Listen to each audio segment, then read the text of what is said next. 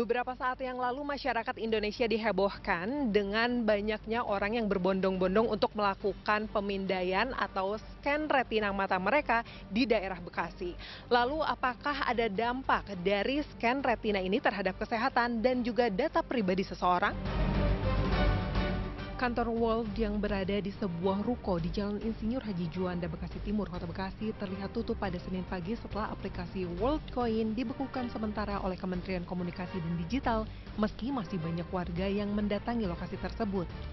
Sebelumnya, puluhan warga antre mengikuti pendaftaran aplikasi dengan memindai retina mata tanpa membutuhkan KTP atau identitas lain.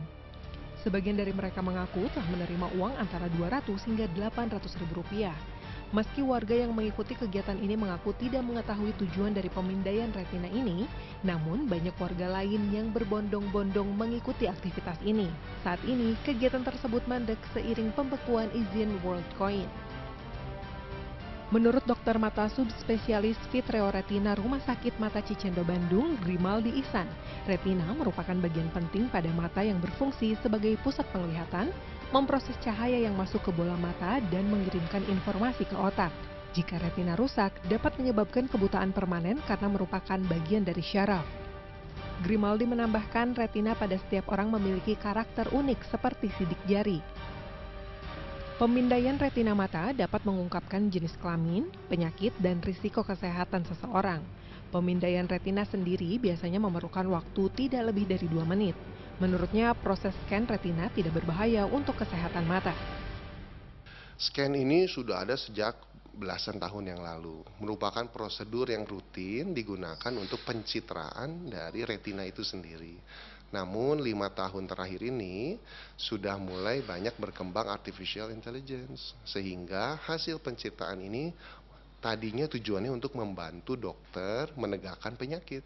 Gitu. Cuma karena banyak yang mengembangkan, isu privasinya menjadi masalah yang tersendiri beberapa tahun terakhir ini. Kalau tidak digunakan oleh pihak yang benar, banyak data yang bisa tersebar. Dari sisi keamanan data, menurut dosen keamanan siber dan forensik digital Universitas Telkom, Niken Dwi Wahyu Cahyani, pemindaian retina oleh organisasi tidak resmi memiliki potensi risiko kebocoran data dan penyalahgunaan data. Menurutnya, data biometrik termasuk data pribadi yang dilindungi oleh Undang-Undang Nomor 27 Tahun 2022 tentang perlindungan data pribadi, di mana data pribadi adalah informasi tentang orang perseorangan yang teridentifikasi secara langsung atau tidak langsung melalui sistem elektronik atau non-elektronik. Data biometrik sendiri termasuk dalam kategori data pribadi spesifik seperti data kesehatan dan keuangan yang harus dilindungi, sehingga negara wajib hadir untuk menjaga keamanannya. Jadi kalau kita bicara soal Undang-Undang Perlindungan Data Pribadi itu kan ada subjek data. Subjek data itu kita pemilik data retina itu. Kemudian ada pengendali data. Pengendali data ini yang melakukan pengumpulan, pengolahan, penyimpanan, penghapusan, atau juga mungkin mereka akan transfer data itu ke pihak yang lain gitu. Jadi ketika semua yang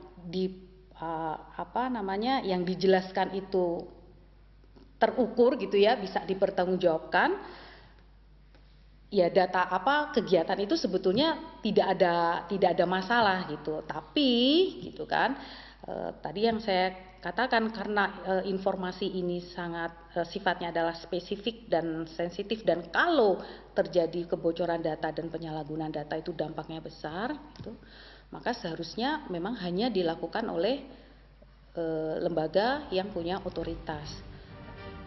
Niken menambahkan pengambilan data biometrik seharusnya dilakukan melalui lembaga resmi yang sudah memiliki data tersebut, bukan dengan cara transaksional yang memberikan imbalan untuk mengambil data pribadi, karena hal ini melanggar prinsip perlindungan data pribadi yang mensyaratkan adanya tujuan spesifik dan transparansi kepada masyarakat atas penggunaan data tersebut.